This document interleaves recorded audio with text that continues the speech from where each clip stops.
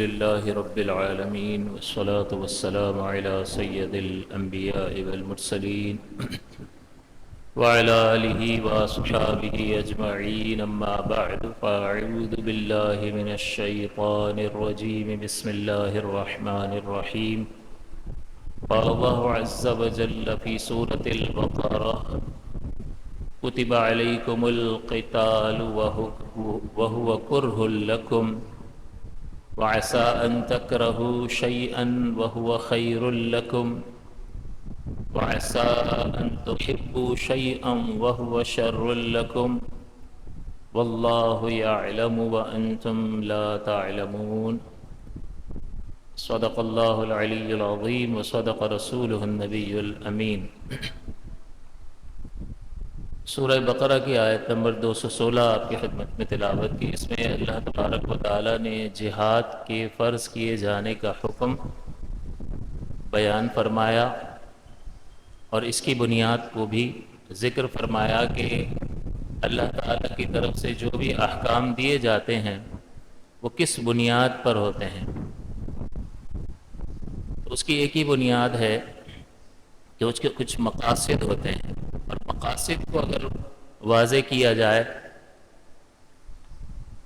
تو تمام نفع اپنے لیے جمع کرنا اور اپنی ذات کو نقصان سے بچا لینا، یہ ہر ایک شخص چاہتا ہے اور یہ معقول بات ہے، لیکن ہمیں نہیں پتہ کہ ہمارے حق میں کیا بہتر ہے، کیونکہ ہم غیب نہیں جانتے کس چیز کا نتیجہ اثر ہمارے حق میں کیا ظاہر ہوگا، یہ ہم نہیں جانتے۔ لہٰذا یہ فیصلہ ہم پر نہیں ہے بلکہ خالق کائنات کو معلوم ہے کہ ہمارے حق میں کیا چیز بہتر ہے اور کیا چیز ہمارے لیے نقصان کا باعث ہے۔ تو لہٰذا فقہاء نے قاعدہ یہ بیان کیا، اصولیین نے، کہ جتنے بھی احکام اللہ تعالیٰ نے ارشاد فرمائے ہیں وہ جلب المصالح و درء المفاسد کے ضمن میں آتے ہیں، کہ مصلحتوں کو جمع کرنا اور اپنی ذات سے نقصان کو دور کرنا۔ اب یہاں اگر کوئی بھاری چیز پنکھا چل رہا ہو اور گرنے لگے تو میں غیر ارادی طور پر جیسے ہی دیکھوں گا پیچھے ہٹ جاؤں، تو میں نے جو یہ ایفرٹ کی اس میں کچھ دم لگا نا، زور لگا، ہو سکتا ہے میں پیچھے ہٹوں، مجھے کچھ چیز لگ بھی سکتی ہے، میں گر بھی سکتا ہوں، لیکن چونکہ مجھے ایک خطرہ تھا اس سے اپنے آپ کو بچانے کی کوشش کی۔ تو انسان کا عمل یا تو اپنے آپ کو کسی نقصان سے بچانے کے لیے ہوتا ہے، یا کچھ فوائد اس کو بعض چیزوں میں نظر آتے ہیں، ان کو حاصل کرنے کے لیے وہ کوشش کرتا ہے، جیسے رزق کا حصول ہے۔ اسی طرح سے گرمی سے بچانے کے لیے اپنے آپ کو ایسے ماحول میں، ایسے لباس میں رکھتا ہے انسان کہ جس سے اس کو کوئی نقصان نہ پہنچے۔ خوراک میں اچھی سے اچھی چیز، رہائش میں اچھی سے اچھی چیز حاصل کرنے کی کوشش کرتا ہے، تو اس کا مطلب اس کی پوری جو زندگی گھومتی ہے کس چیز کے گرد گھومتی ہے؟ جلب المصالح، مصلحتوں کو جمع کرنا، درء المفاسد، اور اپنی ذات سے ہر نقصان کو دور کرنا۔ عقل میں آتی ہے بات، معقول بات ہے، تو اس کے لیے بعض اوقات انسان جو ہے مشقتیں اٹھاتا ہے، فائدے حاصل کرنے کے لیے کچھ نہ کچھ تو کوشش کرنا پڑتی ہے، مشقت اٹھانی پڑتی ہے، ورنہ بیٹھے رہو گے تو فائدہ نہیں پہنچے گا۔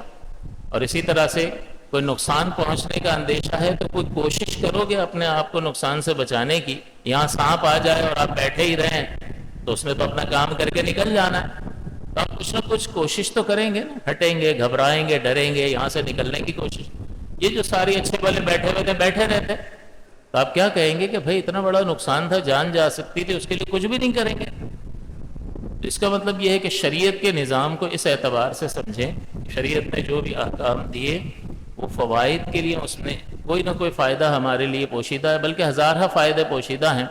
بعض فوائد اللہ تعالیٰ ان احکام میں ہمارے لیے ظاہر فرما دیتا ہے، بعض ظاہر نہیں بھی فرماتا، لیکن اللہ کے احکام میں بے شمار اتنی حکمتیں ہیں کہ لاکھوں کروڑوں میں اس کو آپ بیان نہیں کر سکتے۔ آپ کیوں کہیں گے کہ بے شمار ہیں، ہم ان کا شمار نہیں کر سکتے، یہ ایک سمجھ میں آنے والی بات ہے۔ لہذا خالق کائنات ہی جو ہمیں حکم دے، پھر ہم یہ نہ کہیں کہ یار اتنا مشکل کیوں ہے، اتنی پریشانی کیوں ہے، یہ اسماعیل علیہ السلام کو ذبح کرنے کا حکم کیوں، یہ اس طرح سے یہ کیوں، یہ نماز اتنی فجر صبح صبح، یہ نیند کی خرابی، یہ زکوٰۃ ہم نے اپنی محنت سے کمایا دوسرے کو کیوں دیں، وغیرہ وغیرہ. اس میں مشقتیں ہیں، لیکن خالق جانتا ہے کہ تمہارے لیے کیا بہتر ہے. اس بات کو سمجھنے کے بعد آپ یہ دیکھیں کہ اللہ تعالیٰ یہاں پر فرماتا ہے کہ اللہ تعالیٰ نے کتب علیکم القتال، تم پر قتال فرض کر دیا گیا، جہاد فرض کر دیا.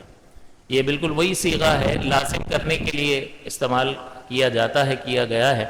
جیسے رمضان کے روزوں کے لیے بھی فرمایا کتب علیکم الصیام، لکھ دیے گئے یعنی فرض کر دیے گئے تم پر روزے. اسی طرح سے جہاد کے حکم کو بھی اللہ تعالیٰ نے اسی طرح بیان فرمایا کہ کتب علیکم القتال، کہ تم پر قتال یعنی جہاد فرض کر دیا گیا. وَهُوَ كُرْهٌ لَكُمْ، یہ تمہیں پسند نہیں ہے، ناگوار گزرتا ہے.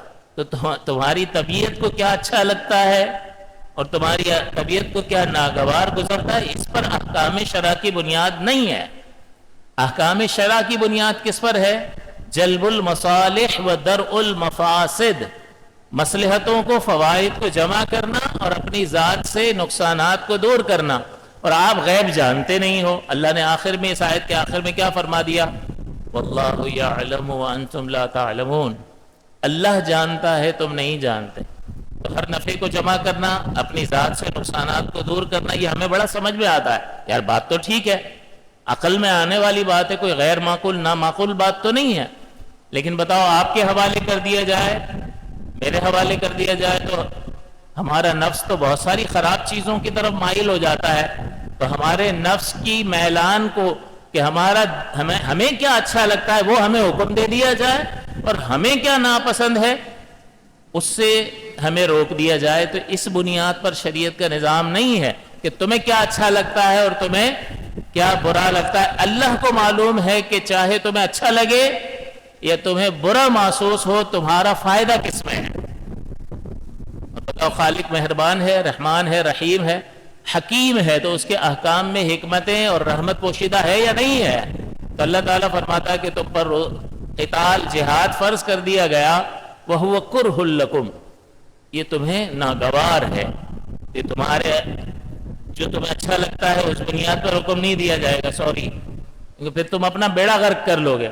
یہ بالکل اسی طرح ہے کہ چھوٹے بچے کے فیصلے ہے اسی کے حوالے کر دینا. تو باپ کیا کہے گا؟ بھائی نادان ہے، اپنا نقصان کر لے گا، ہم بڑے ہیں، ہم فیصلہ کریں گے اس کا. معقول بات سمجھ میں آتی ہے. تو بچے کو بعض اوقات ناگوار گزر گیا، ابا جی ہر چیز میں ٹانگ اڑا رہے ہوتے ہیں. ابا نے زندگی گزاری ہے، اور یہ باپ جو ہے، یہ ماں جو ہے، یہ جتنے آپ کے خیر خواہ ہیں، دنیا میں کوئی ایسا خیر خواہ نہیں ہو سکتا. ہو سکتا ہے؟ نہیں. تو اب وہ والدین کہہ رہے ہوتے ہیں کہ بھائی ہم اس کا بھلا برا جانتے ہیں، لہٰذا ہم فیصلہ کریں کہ کیا چیز اس کے لیے بہتر ہے، کیا چیز نہیں. تو اللہ تبارک و تعالی آگاہ ہے. اسی لیے آیت کے آخر میں فرما دیا، ہو سکتا ہے کوئی چیز تمہیں اچھی لگے، عسیٰ ان تکرہوا شیئا، پہلے یوں فرمایا کہ ہو سکتا ہے تم کسی چیز کو مکروہ جانو، ناپسند کرو، وَهُوَ خَيْرٌ لَكُمْ، اور وہ تمہارے لیے اچھی ہو. وَعَسَىٰ أَن تُحِبُّوا شَيْئًا، اور ہو سکتا ہے کہ تم کسی چیز کو محبوب رکھو، پسند کرو، وَهُوَ شَرٌّ لَكُمْ، وہ تمہارے لیے بری ہو. تم کسی چیز کو برا سمجھو وہ اچھی ہو، تم کسی چیز کو اچھا سمجھو وہ بری ہو، اس لیے کہ تمہیں پتہ نہیں ہے. اس کے بعد اللہ نے فرمایا واللہ یعلم وانتم لا تعلمون، اللہ جانتا ہے تم نہیں جانتے. فیصلہ کس کے ذمہ ہے؟ کس پر ہوگا؟ کون فیصلہ کرے گا ہمیں زندگی کس طرح گزارنی ہے، ہمیں کون سا کام کرنا ہے اور کس چیز سے بچنا ہے؟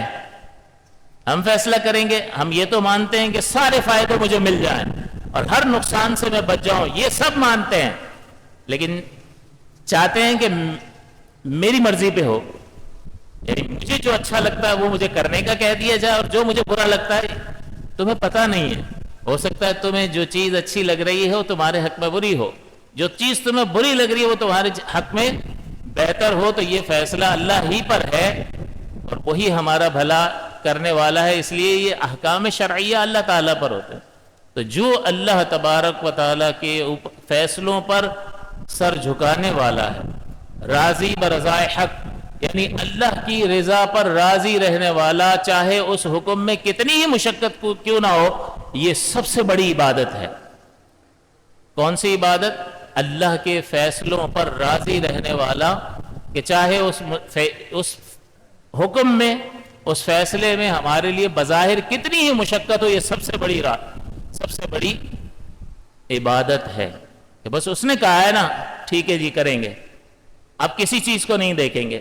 تو آپ ابراہیم علیہ السلام کو دیکھ لیں، گھر والوں کو چھوڑ کے آ جاؤ جنگل میں، 68 سال کے بعد اللہ نے اولاد دی، 68 سال 70 برس کی عمر میں اولاد دی، اور اللہ تعالیٰ فرماتا ہے اپنی زوجہ کو اور اپنے یہ دودھ پیتے بچے کو بے آب و گیا وادی میں، نہ کوئی وہاں بندہ رہتا ہے، نہ کوئی فصلیں اگتی ہیں، نہ پینے کا پانی ہے، کچھ بھی نہیں ہے، وہاں چھوڑ کر آ جاؤ۔ میں اور آپ کیا سوچیں گے، یار اتنا مشکل حکم کیسے ہوگا؟ لیکن اللہ کے بندے نے کر کے دکھایا ہے، نہیں کوئی خلیل یوں ہی تو نہیں بن جاتا نا۔ جب اللہ تعالیٰ نے آدم علیہ السلام کو بھیجنے کا ارادہ فرمایا، یعنی ارادہ ظاہر فرمایا فرشتوں پر، تو فرشتوں نے کیا کہا؟ اسے پیدا کرے گا جو زمین میں فساد کرے گا۔ وہ جنات کو دیکھ چکے تھے، ہم سے پہلے یہاں جنات رہتے تھے، تو لڑائی جھگڑا فساد ساری چیزیں وہ دیکھ رہے ہوتے تھے، تو انہوں نے اسی پر قیاس کر لیا کہ انسان بھی اسی طرح کی کوئی مخلوق ہوگا، لڑائی فساد کرے گا، تو یا اللہ تو اس کو پیدا کرے گا کہ جو یسفک الدماء، کہ جو خون بہائے گا، فساد کرے گا۔ وَنَحْنُ نُسَبِّحُ بِحَمْدِكَ وَنُقَدِّسُ لَكَ، اور ہم تیری تقدیس اور تحمید بیان کرنے کے لیے موجود ہیں، ہر وقت تیری حمد کر رہے ہیں۔ اللہ نے کیا فرمایا؟ انی اعلم ما لا تعلمون، جو میں جانتا ہوں تم نہیں جانتے۔ میرے بندوں میں ایک ایسا خلیل بھی ہوگا کہ اس کو کہوں گا کہ اپنی زوجہ اور 68 سال کے بعد ملنے والے بچوں کو بے آب و گیا وادی میں چھوڑ کر چلے آؤ، وہ چھوڑ کر آ جائے گا۔ جو میں جانتا ہوں تم نہیں جانتے۔ اسی طرح اس بچے کو ذبح کرنے کا کہوں گا، 7-8 سال کے برس کی عمر ہے، اور اب ملاقات کے لیے کہا کہ وہاں فلسطین سے چل کر یہاں آؤ، ملاقات کر لو بچے سے۔ تو اب ملاقات کرنے آ رہے ہیں، فلما بلغ معه السعی، کہ جب وہ بچہ ان کے ساتھ چلنے کے قابل ہو گیا، سعی کے قابل ہو گیا، تو اب وہ اللہ تعالیٰ نے فرما دیا کہ اس کو ذبح کر دو۔ اب وہ کیسا ابراہیم علیہ السلام نے کیسا خواب کو سچ کر دکھایا، یعنی خواب، نبی کا خواب بھی وحی الہی ہوتا ہے، وہ دلیل اور حجت ہوتا ہے، اس پر آپ نے عمل کیا، اور بیٹے نے بھی کہا کہ جس چیز کا آپ کو حکم ہوا ہے آپ کر دیجئے، اور پھر لے گئے اور چھری چلا دی۔ اللہ تعالیٰ نے پھر فرمایا کہ بنادیناہ ان یا ابراہیم قد صدقت الرؤیا، کہ ہم نے پھر ندا دی، جب انہوں نے چھری چلا دی، انہوں نے اپنا کام کر دیا، تو ہم نے ندا دی کہ اے ابراہیم آپ نے اپنا خواب سچا کر دکھایا۔ پھر اللہ تعالیٰ نے بطور فدیہ حضرت اسماعیل کے فدیے کے طور پر جنت سے مینڈا بھیجا اور اس کو ذبح کیا گیا۔ تو مشکل تھا یا نہیں تھا؟ مشکل، کیسا مشکل؟ صحابہ کی زندگی، انبیاء کی زندگی، حضور فرماتے ہیں جتنا میں اللہ کی راہ میں ستایا گیا ہوں کوئی نبی نہیں ستایا گیا۔ انبیاء کرام کو بنی اسرائیل نے ناحق قتل کیا، یقتلون النبیین بغیر حق، بغیر الحق، کہ ناحق انبیاء کو قتل کیا گیا ہے، وہ قتل بھی ہوئے ہیں۔ رسول قتل نہیں ہو سکتا، نبی کو بہرحال انہوں نے قتل کیا۔ تو مشکل احکام تھے، لیکن اللہ تعالیٰ جو احکام دیتا ہے اس بنیاد پر نہیں دے گا کہ تمہیں کیا اچھا لگتا ہے تو وہ کرنے کو کہہ دیا جائے، اور تمہیں کیا برا لگتا ہے، کیونکہ اللہ جانتا ہے تم نہیں جانتے۔ تو اللہ نے یہاں فرمایا کہ وَهُوَ كُرْهٌ لَكُمْ، وہ تمہیں ناگوار ہے، لیکن اس میں خیر ہے۔ کیا خیر ہے؟ ایک تو امت کے لیے خیر ہے کہ بعض اوقات ہم دین پر عمل کرنا چاہتے ہیں، دین کی ترویج کرنا چاہتے ہیں، اللہ کے دین کو قائم کرنا چاہتے ہیں، اس کی برکات سے حصہ حاصل کرنا چاہتے ہیں، اور بہت سارے ایسے عناصر ہوتے ہیں جو اس کی راہ میں رکاوٹ بنتے ہیں۔ تو جہاد ہوگا تو اس رکاوٹ کو دور کیا جائے گا، تو اللہ کے دین کو نافذ کرنے میں مدد ملے گی۔ تو یہ امت کے لیے جہاد میں خیر ہے یا نہیں ہے؟ خیر ہے۔ اور بظاہر آپ کو لگ رہا ہے کہ یار جہاد میں جائیں گے سب کچھ پیچھے چھوڑ کے جائیں گے، بیوی بچے مال جائیداد کاروبار، اور وہاں پتہ نہیں کیا ہوگا، واپس آئیں گے بھی نہیں آئیں گے، زخم لگے گا، پاج ہو جائیں گے، ہمیشہ کے لیے بستر پر پڑ جائیں گے، پھر ان کا کیا ہوگا وغیرہ وغیرہ، ہزار قسم کے وسوسے۔ اللہ تعالیٰ فرماتا وَهُوَ كُرْهٌ لَكُمْ، یہ تمہیں ناگوار ہے، لیکن ہو سکتا ہے کہ بہت ساری چیزیں تمہیں ناگوار محسوس ہوں اور وہ تمہارے لیے اچھی ہوں، تو اس میں خیر ہے۔ اور دشمنوں کے لیے بھی خیر ہے اس اعتبار سے کہ جب جہاد کیا گیا تو بہت سارے کفار کو یہ سوچ بچار کا موقع ملا کہ یار یہ مسلمانوں سے جہاد کرتے ہیں، ہم اتنے طاقتور ہیں، ہماری اتنی بیک ہے، اتنا مال ہمارے پاس ہے، اتنے جنگجو ہمارے پاس ہیں، اس کے باوجود جو ہے ہم مغلوب ہو جاتے ہیں۔ اگر یہ بت جن کی ہم عبادت کرتے ہیں، جن کے لیے سب کچھ کر رہے ہیں، اگر یہ کچھ پاورفل ہوتے اور حق ہوتے تو ہمیں سپورٹ نہ کرتے اور ہم غالب نہ آ جاتے. تو یہ مغلوبیت کی وجہ سے، اس جہاد کی وجہ سے غور و تفکر کرنے کا موقع ملا، اور بہت سے ایسے لوگ تھے جنہوں نے اس بنیاد پر اسلام قبول کیا. حضرت ابو سفیان رضی اللہ تعالی عنہ، انہوں نے کئی بار حضور سے جنگ کی، اور غزوہ احد میں وہ لیڈ کر رہے تھے، جنگ کو لیڈ کر رہے تھے، سردار تھے وہ، آگے بڑھ کر وہ ساری جنگ کو انہوں نے پلان کیا وغیرہ. وہ جنگوں میں شریک ہوتے تھے حضور کے خلاف، لیکن جب نتائج دیکھے تو ایک سمجھدار آدمی غور کرتا ہے کہ یہ اگر ہمارے بت جن کی ہم عبادت کر رہے ہیں سال ہر سال سے ہمارے بڑے بوڑھے پوچھتے ہوئے آ گئے، اگر یہ کچھ کر سکتے ہوتے تو ہمیں غالب کر دیتے. لیکن ایسا کچھ نہیں ہے. معلوم ہوتا ہے کہ محمد صلی اللہ علیہ وسلم جو کہہ رہے ہیں وہ حق ہے، اور انہوں نے اسلام قبول کر لیا. تو یہ قتال بظاہر جو ایک سخت مرحلہ نظر آ رہا ہے، اس میں امت کے لیے بھی خیر ہے اور دشمنوں کے لیے بھی خیر ہے. اس لیے کہ لوگ جو ہے وہ مختلف اقسام کے ہوتے ہیں. بعض ایسے ہوتے ہیں کہ اس ذہن کے ہوتے ہیں کہ ان کو دلیل اور برہان سے سمجھایا جائے، مضبوط دلیلوں سے بات سمجھائی جائے، وہ سمجھ جاتے ہیں اور حق کو قبول کر لیتے ہیں. بعض کو دلیل کی ضرورت بھی نہیں ہوتی ہے، بڑے نرم دل ہوتے ہیں، ان کو اچھے انداز سے واعظ و نصیحت کر دو، وہ واعظ و نصیحت ان کے دل پر اثر کر جاتی ہے اور وہ حق کو قبول کر لیتے ہیں. اور تیسرا ہوتا ہے وہ مفسد قسم کا، سخت قسم کا باغی، جس کو طاغن کہتے ہیں. وہ باغی جو ہے ہر طرح سے رخنہ ڈالنے کی کوشش کرتا ہے، اور میں نہ مانوں کے علاوہ کوئی جواب اس کے پاس نہیں ہوتا. وجدنا علیہ آباءنا، ہم تو کریں گے بھائی، ہم تو انہی کی پوجا کریں گے، اس لیے کہ ہم نے اپنے آباء و اجداد کو ان کی عبادت کرتے ہوئے پایا ہے بس. اگرچہ ان کے آباء و اجداد کو کچھ علم نہ ہو، جاہل ہوں، لیکن ہم انہی کی پیروی کرتے رہیں گے. تو نہ وہ برہان سے مغلوب ہو رہا ہے، سمجھ رہا ہے، حق کو مان رہا ہے، نہ ہی وہ بعض و نصیحت کو سمجھ رہا ہے. تو پھر کیا ہوگا؟ پھر نکالیں گے تلوار اور مقابلہ کریں گے، اور پھر جو ہے اس کو پتہ چل جائے گا کہ یار اگر یہ بت نفع نقصان کے مالک ہوتے تو ضرور مجھے نفع پہنچاتے، کیونکہ میں نے ان کے لیے بڑی تکلیف اٹھائی ہے، لیکن ایسا نہیں ہے. لہٰذا اس طرح کے لوگوں کو قتال کے بعد جو ہے نصیحت حاصل ہوتی ہے، اور کچھ جو ہے صفحہ ہستی سے ہی مٹ جاتے ہیں، اور کچھ کو سوچنے کا موقع ملتا ہے، اور اس قتال میں ان کے لیے خیر کا پہلو ثابت ہوتا ہے. اللہ تعالیٰ نے یہاں فرمایا کرہن لکم. یہ کرہن اور کرہن دو طرح بولا جاتا ہے، اور ایک معنی اس کا یہ ہے کہ دونوں کا معنی کرہن پڑھیں یا کرہن پڑھیں، اس کا مطلب ہوتا ہے کہ طبیعت جس سے نفرت کرے، منافرت الطبع وہو کرہ لکم. اللہ تعالیٰ فرماتا ہے تمہاری طبع جو ہے، تمہاری طبیعت اس سے نفرت کرتی ہے، ناپسند کرتی ہے. ہم نے تو جہاد فرض کر دیا. وہو کرہ لکم، تمہیں ناگوار ہے، تمہیں پسند نہیں ہے. تو کرہن کا مطلب ہوتا ہے یا کرہن کا مطلب ہوتا ہے جس سے ہماری طبیعتیں ناپسند کریں، نفرت کریں. اور کرہن یہاں پر مصدر ہے. مصدر کہتے ہیں فعل کی بنیاد کو، جس کے آگے نانا نہ آتا ہے، کرنا، جانا، اٹھنا، بیٹھنا، سونا، چلنا پھرنا، دیکھنا، یہ نانا نانا جو آتا ہے اس کو مصدر کہا جاتا ہے. پھر اس سے فعل بنتا ہے. کرنا سے کیا بن جاتا ہے ماضی، کرتا ہوں حال بن گیا کروں گا. یہ مصدر جو ہے یہ روٹ ورڈ ہوتا ہے جس سے آگے ٹینسز بنتے ہیں، پاسٹ ٹینس بنتا ہے، پریزنٹ بنتا ہے، فیوچر بنتا ہے. تو یہ مصدر جب استعمال ہوتا ہے تو یہ اکثر اس میں مفعول کے معنی میں ہوتا ہے. تو یہاں کرہن اور کرہن مصدر ہے، اور اس میں مفعول کے معنی میں ہے، یعنی مکروہ لکم، یہ تمہیں ناپسند ہے، ناگوار. تو یہ ناگوار جو ہے یہ اس میں مفعول کا ترجمہ ہے. تو یہ اس میں مفعول کے معنی میں ہے. جیسے اللہ تعالیٰ نے فرمایا ھذا خلق اللہ، یہ اللہ کا پیدا کرنا ہے.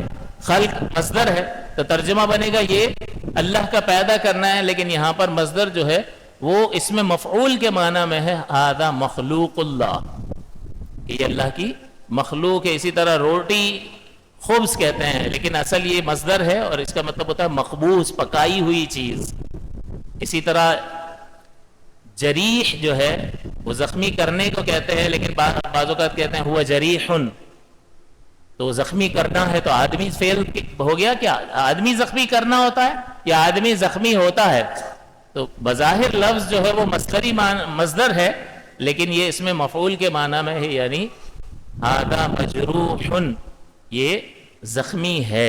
تھوڑی سی مشکل بات تھی، لیکن بہرحال میں نے یہ جب یہ وائرل ہوتی ہے چیزیں تو بہت سے لوگ دیکھ رہے ہوتے ہیں، تو جو اس بات کو سمجھتے ہیں ان کے لیے یہ فائدے کا سبب بنتی ہے. لیکن بہرحال یہاں یہ مصدر ہے اور اس میں مفعول کے معنی میں، اور اس کا ایک معنی ہے کرہن. کرہن یعنی کرہن اور کرہن دونوں ایک ہی معنی میں ہے کہ طبیعت جس سے نفرت کرے. ایک تو یہ ہے کہ کرہن بھی اسی معنی میں، اور دوسرا جو ہے کرہن زبر کے ساتھ، کاف پر زبر کے ساتھ، اس کا مطلب ہوتا ہے جبر کرنا، اکراہ کرنا، زبردستی کرنا. اور اس معنی میں اللہ تعالیٰ نے اس لفظ کو استعمال فرمایا، لا یحل لکم ان ترثوا النساء کرہا، کہ تمہارے لیے حلال نہیں ہے کہ تم عورتوں کے زبردستی وارث بن جاؤ. کرہا زبردستی، جبری طور پر. تو یہ جبر کے معنی میں بھی آتا ہے. تو اس اعتبار سے لیں گے تو یہ بنے گا کہ اگرچہ تمہیں ناپسند ہے لیکن جبری طور پر تم پر یہ حکم اللہ کی طرف سے نافذ ہے. اس کا سبب یہ ہے کہ جہاد میں تمہارے لیے نفع ہے. تو اب اس کے بعد آپ یہ دیکھیں، اس کا مطلب یہ ہوا، اس کا نتیجہ کیا نکلے گا کہ اللہ تعالیٰ نے ہم پر جہاد فرض کیا، اگرچہ یہ ہمیں ناپسند ہے، ہماری طبیعتیں اس کی طرف مائل نہیں ہوتی ہیں، ڈرتی ہیں، خوف کھاتی ہیں اور نقصان کا اندیشہ رہتا ہے، لیکن اللہ تبارک و تعالیٰ کے جو احکام ہیں، شرع کے جو احکام ہیں، وہ سارے کے سارے فوائد پر مبنی ہیں.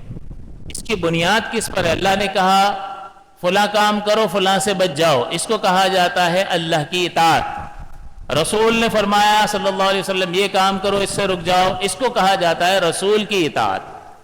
تو اللہ کی اطاعت اور رسول کی اطاعت، اس میں جو آپ کو کرنے کا کہا گیا یا کسی کام سے رکنے کا کہا گیا، اس کی بنیاد کیا ہے؟ اس کی بنیاد یہ ہرگز نہیں ہے کہ جو چیز مجھے پسند آ رہی ہے وہ کرنے کا حکم دے دیا جائے، اور جس چیز سے مجھے نفرت ہے اس سے روک دیا جائے. فائدہ کیا ہے؟ تمہیں پتہ نہیں ہے، تم غیب نہیں جانتے ہو. واللہ یعلم وانتم لا تعلمون.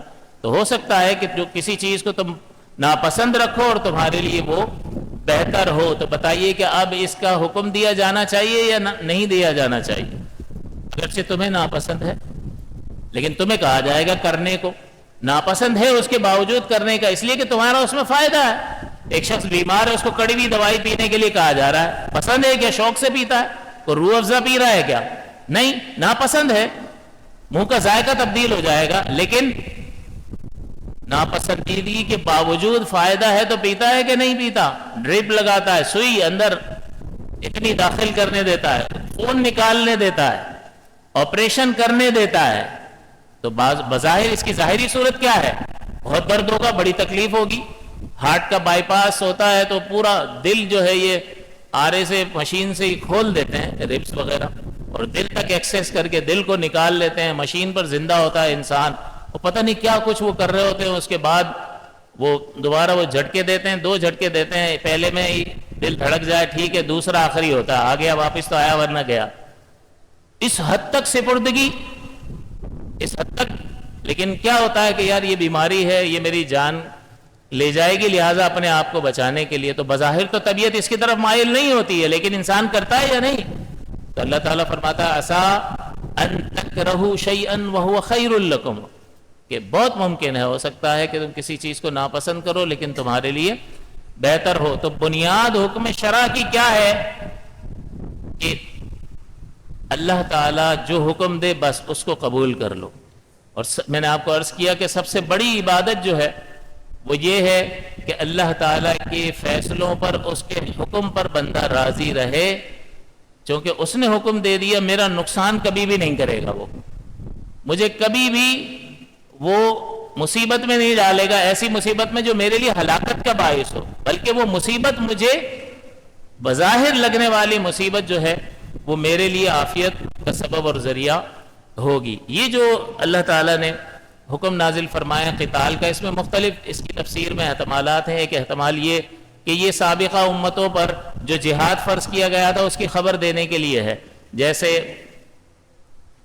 بنی اسرائیل پر کیا گیا، حضرت موسیٰ علیہ السلام نے بنی اسرائیلیوں کے ساتھ مل کر جہاد کیا ہے. اسی طرح حضرت داؤد علیہ السلام نے جہاد کیا. حضرت ذوالقرنین کا ذکر ہم نے سورہ کہف کی تفسیر بیان کی تھی، اس میں واقعہ گزرا کہ انہوں نے جہاد کیا ہے. تو یہ سابقہ امم پر بھی لازم تھا، جس طرح سے روزہ سابقہ امتوں پر لازم اور فرض تھا، اسی طرح سے جہاد بھی فرض تھا اس لیے کہ اس میں خیر ہے. تو جس میں خیر ہوتی ہے اگرچہ وہ مشقت والا معاملہ ہو, اللہ تعالیٰ اس کا حکم ارشاد فرماتا ہے. ایک تو یہ. دوسرا یہ کہ نہیں, یہ ابھی کے لیے حکم دیا گیا ہے اس امت کے لیے کہ تم پر جہاد فرض کر دیا گیا ہے. تو پہلے بھی جب فرض کیا گیا تھا تو وہ کرہ لکم, تمہیں ناگوار تھا کیونکہ چوٹ لگے گی, مر بھی سکتے ہیں, ان کا کیا ہوگا, یہ سارے اندیشے اور خدشات. لیکن بہرحال اس میں خیر کا پہلو موجود.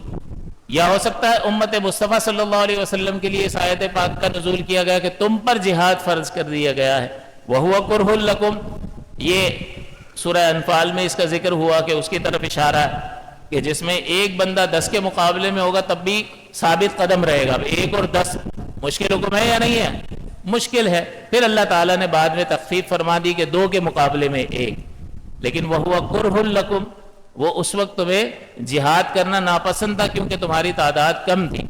یا اس کی تفسیر یہ بھی کی گئی ہے کہ یہ غزوہ احد کے بارے میں نازل ہوا, غزوہ احد نہیں بلکہ صلح حدیبیہ کے بارے میں نازل ہوئی کہ جس وقت نبی اکرم صلی اللہ علیہ وسلم عمرہ ادا کرنے تشریف لے گئے, کافروں نے نہیں جانے دیا, تو مسلمان یہ چاہتے تھے کہ اب ان سے جنگ کریں.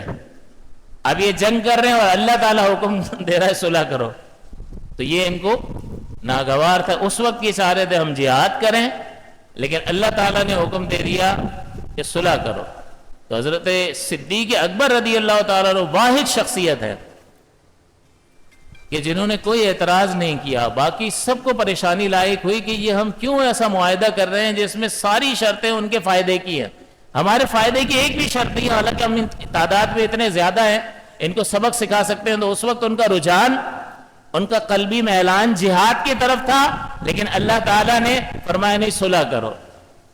تو اس کا مطلب یہ ہے کہ بنیاد کس پر ہوگی؟ انہیں پتہ نہیں تھا کہ یہ صلح فائدہ مند ہے یا اس وقت لڑنا فائدہ مند ہے. واللہ یعلم وانتم لا تعلمون, اللہ جانتا ہے تم نہیں جانتے. تو یہ صلح جو ہے آئندہ سالوں میں جو اسلام کے لیے جو فائدہ مند ثابت ہوئی کہ اب جب کفار قریش سے معاہدہ ہو گیا کہ 10 سال تک کوئی جنگ نہیں ہوگی, تو ان کی طرف سے بے فکری ہو گئی. معاہدہ بڑا پورا کرتے تھے مشرکین مکہ وغیرہ, تو معاہدے کے پکے تھے, تو ایک سکون حاصل ہو گیا, تو حضور کو دوسری طرف توجہ دینے کا موقع میسر آ گیا. تو ایسے بہت سارے فوائد جو ہے جو اس صلح کے نتیجے میں حاصل ہوئے, لیکن وہ بظاہر پوشیدہ تھے. حضرت عمر خود پریشان ہو گئے, کہا کہ ہم حق پر نہیں ہیں, یہ اللہ کے سچے رسول نہیں ہیں. صدیق اکبر نے کہا کیوں نہیں ہے؟ لیکن وہ حضور نے جو ان کو حضرت عمر کو جوابات دیے تھے, صدیق اکبر نے وہی جوابات حضرت عمر کو دیے. اتنا شرح صدر حاصل تھا. اسی لیے آپ کو صدیق کہتے ہیں کہ بلا شک و شبہ حق کو قبول کر لینے والا. تو صدیق اکبر کے علاوہ سب کو پریشانی تھی. تو آپ دیکھیں کہ یہاں پر ایک بار ایسا ہوا کہ جہاد اچھا لگ رہا تھا, یعنی جہاد کو ناپسند کر رہے تھے, اللہ نے جہاد کا حکم دیا. یا اگر صلح حدیبیہ کی بات لیں تو قتال اچھا لگ رہا تھا اور اللہ تعالیٰ نے حکم دیا کہ صلح کرو. اس لیے کہ احکام اس بنیاد پر نہیں ہے کہ تمہیں کیا اچھا لگ رہا ہے اور تمہیں کیا برا لگ رہا ہے, بلکہ احکام کس بنیاد پر ہیں؟ جلب المصالح بدرء المفاسد. یہ جو بنیاد ہے, یہ کیسے پتا چلے گا میرے لیے کیا بہتر ہے اور میرے لیے کیا نقصان دہ ہے؟ تو ہو سکتا ہے کہ ظاہری طور پر ایک چیز مجھے مشقت بھری محسوس ہو رہی ہو, لیکن حقیقتاً میرے لیے اس میں نفع ہو. تو میں تو غیب نہیں جانتا, تو پھر کس کے حوالے کیا جائے گا؟ اسی لیے فرمایا واللہ یعلم وانتم لا تعلمون, کہ اللہ جانتا ہے تم نہیں جانتے. تو اس میں ایک ہی چیز سامنے آتی ہے کہ سب سے بڑی عبادت یہ ہے کہ اللہ تعالیٰ کے حکم کے آگے سر جھکا دینا, اس کی رضا پر راضی رہنا, یہ سب سے بڑی عبادت ہے. اور جب ایسا ہو جائے گا تو نتیجہ کیا نکلے گا کہ اس کے کسی فعل پر اعتراض کا سوال ہی پیدا نہیں ہوتا, ذہن ادھر جائے گا ہی نہیں کہ یار یہ ہمارے ساتھ اللہ نے کیا کر دیا. معاذ اللہ ثم معاذ اللہ, اعتراض کی طرف ذہن جائے گا ہی نہیں. جب راضی ہو جائے گا تو اعتراض کرے گا؟ کر ہی نہیں سکتا. اور جو اس طرح کی زندگی گزارے گا اس کی زندگی انتہائی پرسکون ہوگی, اگرچہ ظاہری طور پر زندگی میں پریشانیاں ہوں. تو اگر سکون چاہتے ہو تو کسی بازار میں نہیں ملتا, یہ دولت سے حاصل نہیں ہوتا, یہ افرادی قوت اور جی حضوری کرنے والے سائڈ میں موجود افراد سے حاصل نہیں ہوتا, یہ سکون، یہ سکینہ اللہ تبارک و تعالیٰ کی جانب سے عطا کی جانے والی دولت ہے جو اس کے فیصلوں پر راضی رہنے کی صورت میں حاصل ہوتا ہے۔ لہٰذا اگر سکون چاہتے ہو تو اللہ تعالیٰ کے کیے گئے فیصلوں کے سامنے انسان کو سر جھکا دینا چاہیے۔ اگرچہ یہ احکام، ان کا نام ہی احکام اس لیے احکام تکلیفیہ اس لیے رکھا ہے کہ اس میں کچھ تکلیف ہے۔ اگر میں آپ کو کوئی کاغذ اٹھانے کا کہوں تو میں تکلیف کا لفظ استعمال نہیں کرتا، لیکن کوئی چٹان اٹھانے کے لیے کہوں تو میں کہوں گا کہ یار میں نے آپ کو تکلیف میں مبتلا کیا، معذرت ہے۔ اس کا مطلب کوئی مشکل کام ہوتا ہے اس میں تکلیف ہوتی ہے، اور اللہ تعالیٰ نے جتنے بھی احکام ارشاد فرمائے ہیں اس کا نام ہے احکام تکلیفیہ، جس میں مشقت ہے، پریشانی ہے، آزمائش ہے۔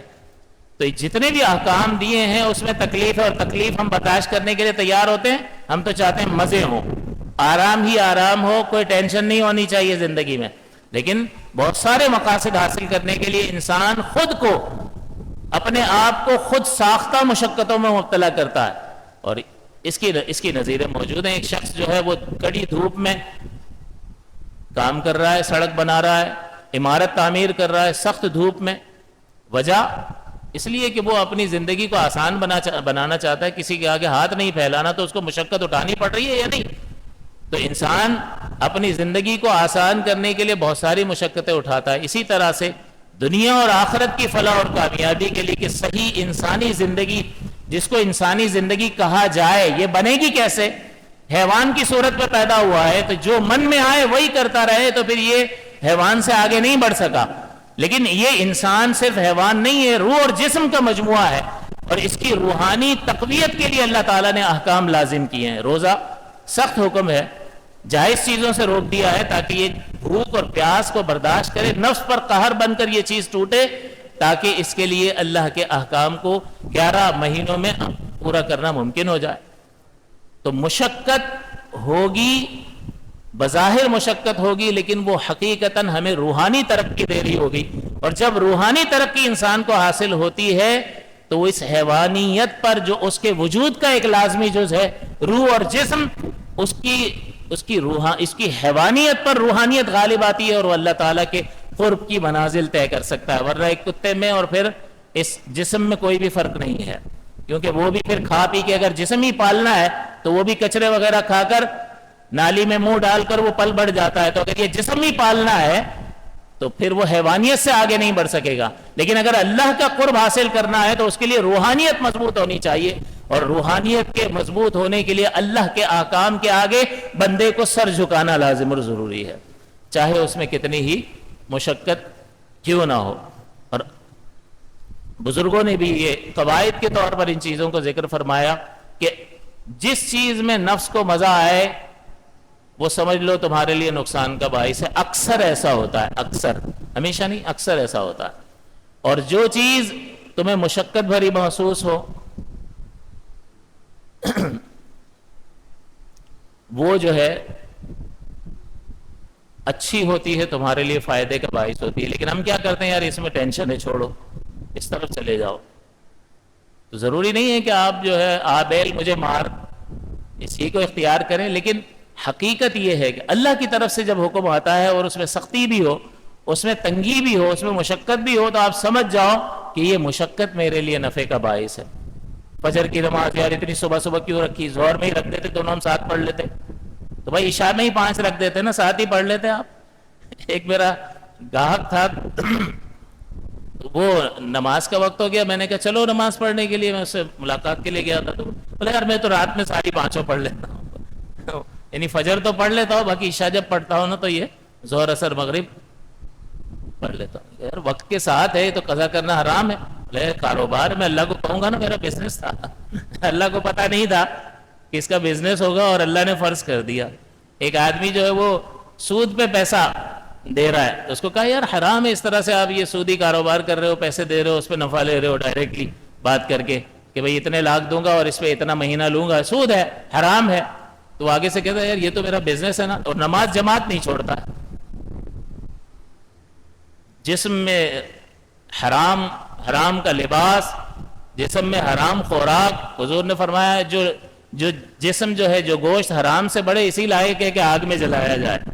اور حضور فرماتے ہیں کہ ایک شخص جو اللہ کی بارگاہ میں ہاتھ بلند کر کے دعائیں کرتا ہے یا رب یا رب یا رب، اس کی حالت ایسی ہے کہ قابل رحم ہے، سفر سے آیا ہے، گرد آلود بال ہے، پھٹے پرانے کپڑے، میلے کچیلے اور تھکن، سفر کے آثار موجود ہیں، تو قابل رحم حالت ہے، لیکن حضور فرماتے ہیں اللہ اس کی پکار کو کیوں کر سنے کہ اس کے جو پیٹ میں خوراک ہے وہ حرام کی ہے، جو لباس اس نے پہنا ہے وہ حرام کا ہے. تو اس کا مطلب حرام اگر ہمارے جسموں میں ہوگا یا ہمارے جسموں پر ہوگا تو اللہ تعالیٰ کی طرف سے رحمت متوجہ نہیں ہوگی. لے لو جتنی رشوتیں لینی ہیں، دنیا میں بھی رسوائی اور ذلت اور لوگ بددعائیں کرتے رہیں گے، اور آخرت میں ساری نیکیاں جو تھوڑی بہت کی ہوں گی وہ بھی ضائع ہو جائیں گی.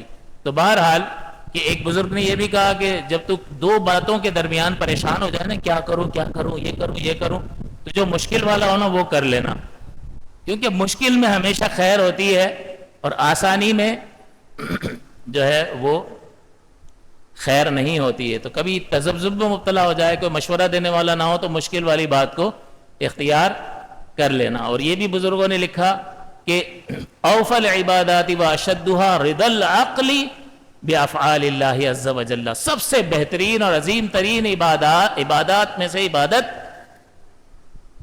عقل کا اللہ تعالیٰ کے فعل پر راضی ہو جانا. بس تو یہ جب راضی ہو جائے گا تو اعتراض کی جگہ بھی ختم ہو جائے گی. اب چند مثالیں دے کر ختم کرتے ہیں کہ بعض اوقات چند مثالیں تو میں نے دے بھی دی. ایک نوجوان ہے، اس کو کسی لڑکی سے محبت ہو گئی، عشق ہو گیا، رشتہ بھیجا، لیکن انہوں نے انکار کر دیا. پہلے بھی یہ مثال آپ کو سنائی ہے، انہوں نے انکار کر دیا اور اس نے دل برداشتہ ہو کے زہر پی لیا، اسپتال لے گئے، بچ گیا بھائی کسی طرح. تو اب گھر والوں نے بھی کہا بھائی یہ تو اس حد تک چلا گیا ہے تو آپ کی مہربانی رشتہ کر دے ورنہ بچہ جان سے ہی چلا جائے گا. چلو شادی کر دی. شادی کر دی، 3 مہینے کے بعد 3 طلاقیں دے دی. عسیٰ ان تحبوا شیئا وہو شر لکم. کیا ہوا؟ اس کے لیے تو زہر پی لیا تھا، اب کیا ہوا؟ 3 طلاقیں دے دی. تو بعض اوقات انسان کسی چیز کو اپنے لیے بہتر سمجھ رہا ہوتا ہے، لیکن اب طلاق دی ہے تو حقیقت کھل کے سامنے آئی ہے نا کہ اس کے لیے یہ بہتر نہیں تھا، لیکن وہ زبردستی کہ جو دل کو اچھا لگ رہا ہے بس وہ ہو جائے. تو عسیٰ ان تحبوا شیئا وہو شر لکم.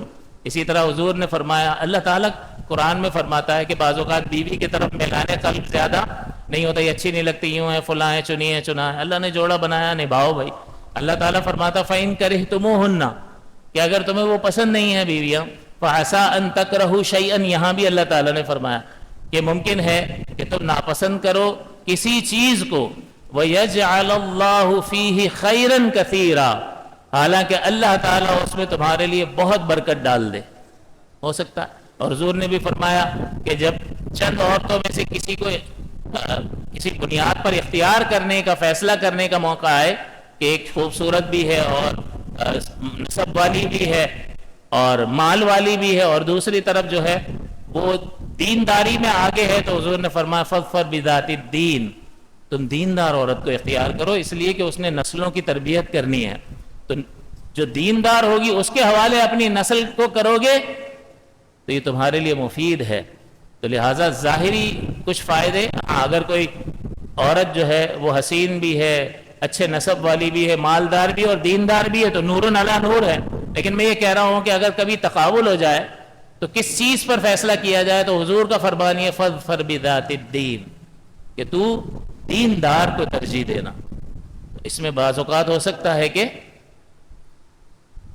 طبیعت جو ہے وہ مائل نہ ہو رہی ہو، لیکن بہرحال اس میں برکت ہے کہ جس نے اس بات کو بنیاد بنا کر نکاح کیا وہ بعد میں اس کے ثمرات نبی کریم صلی اللہ علیہ وسلم کے فرمان مبارک کی وجہ سے اپنی زندگی میں ضرور دیکھے گا. اسی طرح میں نے آپ کو پہلے بھی ایک مثال دی کہ ایک شخص جو ہے وہ ایئرپورٹ پر گیا، اس کو سفر کرنا ضروری تھا، وہاں پر وہ بورڈنگ پاس وغیرہ سب بن گیا، لیکن اس کی آنکھ لگ گئی اور وہ سو گیا. اعلان ہوتا رہا اور حضرت جو ہے وہ بڑے آرام سے سو رہے تھے، بڑی گہری نیند، اور جہاز نکل گیا. اب جہاز نکل گیا اور یہ پھر جاگا ہے اور اس نے جو شور ڈالا ہے وہاں پر اور ناپسندیدگی کا اظہار کیا کہ اب یہ جہاز چلا گیا، میرا جانا بہت ضروری تھا، یہ مکروہ ہے، ناپسند لگ رہا ہے اس کو، بہت چلا رہا ہے، لیکن تھوڑی دیر کے بعد یہ اطلاع آتی ہے کہ بھئی وہ جہاز گر گیا اور اس میں جتنے مسافر تھے سب ہلاک ہو گئے، اب کیا کرے گا؟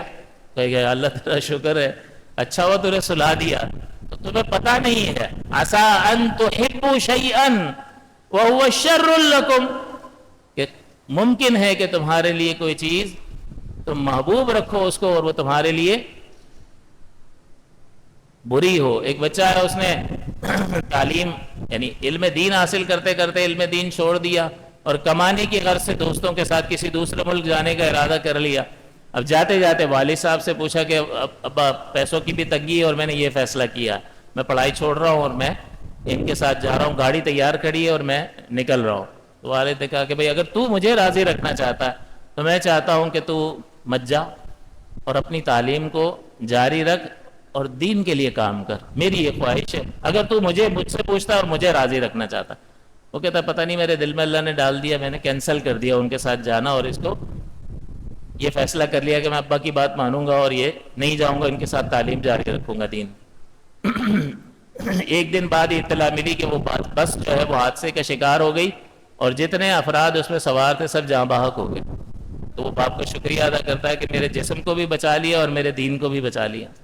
تو عسیٰ ان تحبوا شیئا، بہت ممکن ہے کہ تم کسی چیز کو محبوب رکھو وہو شر لکم، اور وہ تمہارے لیے بری ہو لیکن تمہیں نہیں پتا، واللہ یعلم وانتم لا تعلمون۔ اسی طرح حضرت ام سلمہ رضی اللہ تعالیٰ عنہ، ابو سلمہ کا انتقال ہوا تو حضور فرماتے انا للہ پڑھو کہ اللہ میری مصیبت میں مجھے اجر عطا فرما اور اس کا بہتر بدل عطا فرما۔ حضرت ام سلمہ عرض کرتی ہیں یا رسول اللہ ابو سلمہ سے بہتر کون آدمی ہو سکتا ہے؟ وہ بہت زبردست ایک کامل شخص تھے، زبردست آدمی تھے، تو زوجہ نے کہا ان جیسا شوہر مل ہی نہیں سکتا۔ حضور نے فرمایا پڑھو تم جب میں کہہ رہا ہوں تمہیں، اِنَّ لِلَّهِ پڑھو۔ تو انہوں نے اِنَّ لِلَّهِ پڑھا اور یہ دعا پڑھی کہ یا اللہ مجھے میری مصیبت پر اجر عطا فرما اور اس سے بہتر مجھے بدل عطا فرما۔ تو کچھ عرصے کے بعد حضور کا رشتہ آیا اور وہ امہات المؤمنین میں سے ہو گئی۔ سید الخلق و حبیب الحق، اِنَّ لِلَّهِ وَإِنَّا إِلَيْهِ راجعون پڑھا تو ان کو لگ رہا تھا کہ نہیں یہ اس سے بہتر کیا ہوگا، تو میرے لیے پڑھنا کوئی جو ہے وہ فائدے کا سبب نہیں ہے، لیکن نتیجہ کیا نکلا کہ اللہ تعالیٰ کے پیارے حبیب صلی اللہ علیہ وسلم کی معیت حاصل ہو گئی۔ حضرت موسیٰ علیہ السلام کی والدہ، وہ فرعون نے اعلان کر دیا تھا بچے مار دو، جتنے بھی لڑکے پیدا ہوں، تو بچہ پیدا ہوا موسیٰ علیہ السلام، اب ماں کو تکلیف ہے، پریشانی ہے، پتہ چل گیا تو قتل کر دیں گے اس کو۔ تو اللہ تعالیٰ فرماتا ہے وَأَوْحَيْنَا إِلَىٰ أُمِّ مُوسَىٰ، کہ ہم نے وحی کی موسیٰ علیہ السلام کی والدہ کی طرف، ان ارضعیہ، کہ آپ انہیں دودھ پلائیں، فَإِذَا خِفْتِ عَلَيْهِ، بس جب آپ کو اس پر خوف ہو، ڈر ہو کہ کوئی آ گیا ہے یا آ جائے گا یا پتہ چل گیا ہے کہ اب قریب ہے کہ فوج آئے گی اور اس کو سپاہی اٹھا کر لے جائیں گے، قتل کر دیں گے، تو جب تمہیں خوف ہو، آپ کو خوف ہوگا تو آپ کیا کرو گے؟ دروازہ بند کر لو گے، بچے کو کہیں چھپا دو گے، کہیں بھیج دو گے کسی ایسی جگہ پہ کہ وہ آئیں تو وہاں پر نہ ملے، اس طرح کا کوئی انتظام نہ۔ لیکن اللہ تعالیٰ کیا فرماتا ہے فَأَلْقِيهِ فِي الْيَمِّ، تو اسے دریا میں ڈال دینا۔ یہ مروانے والے کام ہیں یا بچانے والے کام؟ کیا حکم ہے؟ ہلاکت کا سبب، ہلاکت کے سبب میں ڈال دینا، دریا میں ڈال دینا۔ تو دریا میں ڈالیں گے تو مر جائے گا، لازمی طور پر مر جائے گا، لیکن اللہ حکم ارشاد فرما رہا ہے کہ دریا کو میں چلاتا ہوں، وہ میرے حکم پر چلتا ہے تو ڈال دے، وہ میرے حکم پر چلے گا، میں چاہوں گا تو ڈوبے گا، نہیں چاہوں گا تو نہیں ڈوبے گا۔ لیکن حضرت یہ ام موسیٰ یعنی موسیٰ علیہ السلام کی والدہ جب ڈال رہی تھی تو دل میں کتنی تنگی تھی، رو رہی ہیں اور پریشان ہے کہ یہ میں کیسے کروں، لیکن پیچھے وہ فوج بھی ہے، قتل کر دے گی، تو وہ دل میں بات ڈال دی کہ اس کو القیہ فی الیم، اس کو دریا میں ڈال، ہلاکت کے سبب پہ ڈال دے، کیونکہ دریا بھی ہم ہی چلا رہے ہیں۔ تو بظاہر جو مشکل چیز نظر آ رہی ہے، عسیٰ ان تکرہوا شیئا وہو خیر لکم، یہ ہو سکتا ہے تم کسی چیز کو ناپسند کرو لیکن تمہارے لیے بہتر ہو۔ اور اللہ تعالیٰ فرماتا ہے ولا تخافی ولا تحزنی، ڈرنا نہیں، خوف نہ کر اور غم نہ کر، انا رادوہ الیکی، ہم ضرور اسے تمہیں لوٹا دیں گے، بشارت، خوشخبری۔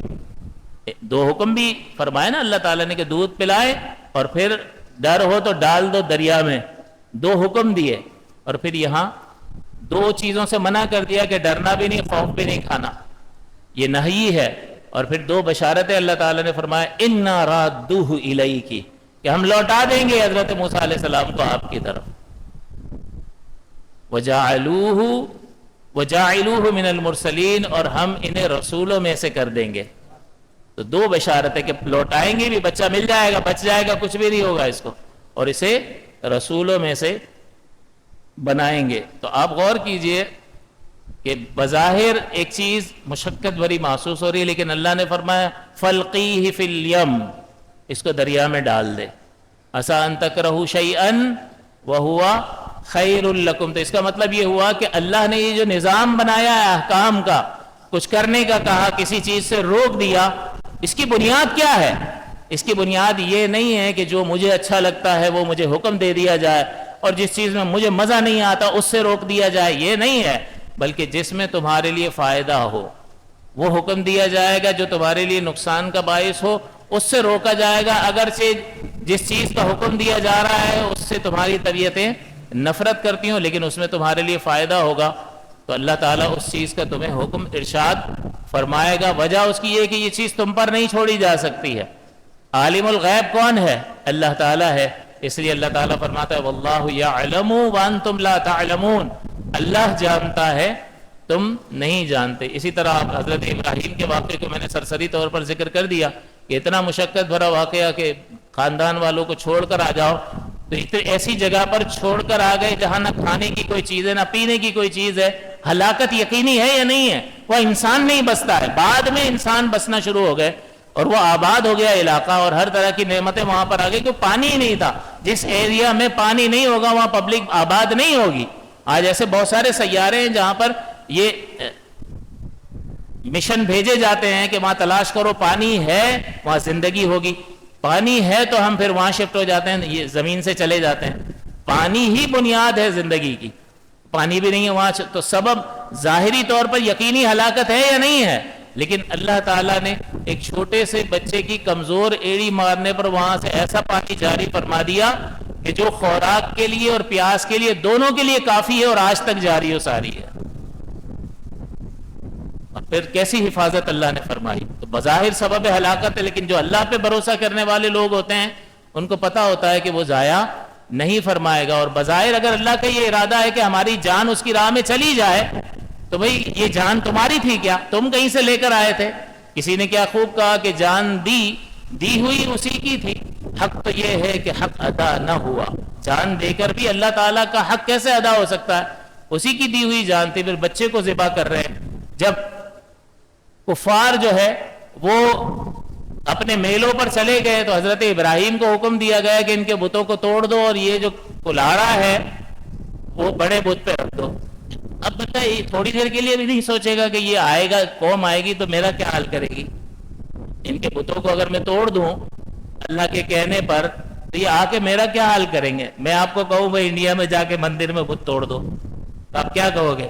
مرواؤ گے کیا؟ یہ تو زندہ جلا دیں گے۔ تو حضرت ابراہیم علیہ السلام کو بس حکم دیا ہے، فوری طور پر اس کے آگے اسلام نام ہی اسی کا ہے، سر جھکا دینا، سرنڈر، اللہ کے حکم کے آگے سر جھکا دینے ہی کا نام اسلام ہے۔ اب انہوں نے آگ تیار کی اور حضرت ابراہیم کو آگ میں ڈالا یا نہیں ڈالا؟ کتنی بڑی آگ تھی، لیکن کیا ہوا؟ اللہ نے آگ ہی کو حکم دے دیا، امر عادی کو تبدیل کر دیا، اس کی عادت کو بدل دیا۔ پہلے کن فرمایا تھا اور آگ اور جلانے میں تعلق جوڑ دیا تھا، جلانا بھی اللہ کی مخلوق اور آگ بھی اللہ کی مخلوق، دونوں میں تعلق اللہ نے کن فرما کے جوڑ دیا کہ جب بھی آگ ہوگی تو جلنا پیدا میں کر دوں گا۔ لیکن یہاں پر کیا ہوا؟ یہاں پر یا نارو کونی بردن، ایک نیا کن آ گیا، کونی ہو جا بردن ٹھنڈی، لیکن ایسی نہیں کہ جما دینے والی تیری ٹھنڈک ہو، کونی بردم و سلامن علی ابراہیم، ٹھنڈی ہو جا، اور سلامتی والی ٹھنڈی ہونا علی ابراہیم۔ یہ حکم کن والا صرف ابراہیم علیہ السلام کے ساتھ خاص تھا، اگر تم یہ آیت پڑھ کے ہاتھ ڈالو گے تو جل ہی جائے گا، کیونکہ علی ابراہیم تھا۔ تمہارے لیے وہی قدرت کا قانون ہے کہ آگ پائی جائے گی تو وہ جلائے گی۔ ہاں جہاں اللہ تعالیٰ اپنی قدرت کا اظہار فرمائے اور آگ سے جلانے کی صفت کو سلب کر لے تو آگ ٹھنڈا کرنے لگ جائے گی. تو بتاؤ اللہ نے حفاظت فرمائی یا نہیں فرمائی؟ فرمائی. تو اللہ تعالیٰ نے اپنے ان مقرب بندوں کے ان اعمال کے ذریعے سے کہ دیکھو میرے بندے ایسے ایسے احکام پر جو بظاہر اس میں نقصان کے علاوہ کوئی پہلو نظر آتا ہی نہیں ہے، سوچ سوچ کے آدمی تھک جائے تو لگتا ہے کہ اس میں تو پکی مار پڑے گی، لیکن اس کے باوجود اللہ تعالیٰ کیسی حفاظت فرماتا ہے اور کس طرح سے نفوس قدسیہ کی عظمت کو ظاہر کر کے اپنی بارگاہ میں خلعت کا مقام، خلیل ہونے کا، اپنا دوست ہونے کا مقام اللہ تعالیٰ عطا فرماتا ہے. اسی طرح سے ہم پر جو احکام، ہم پر تو اتنی سختیاں نہیں ہیں، نماز، روزہ، حج، زکوٰۃ اور گناہوں سے بچنا، تو اس میں ہمیں تھوڑی مشقت ضرور ہوتی ہے، لیکن آپ کو بتا دیا کہ یہ ساری چیزیں ہمارے فائدے کے لیے، نماز لے لو، روزہ لے لو، حج لے لو، زکوٰۃ لے لو، یہ ساری چیزیں جو احکام کی صورت میں ہم پر ہیں، جو کرنے کا کہا گیا، ہمارے فائدے کے لیے ہے. اور اگرچہ اس میں مشقت ہے اور جتنے بھی گناہ ہیں، چاہے ہمارا دل کتنا ہی کسی چیز کی طرف مائل ہو رہا، اللہ نے روک دیا ہے تو ضرور اس میں ہمارے لیے تباہی اور ہلاکت کا پہلو ہے.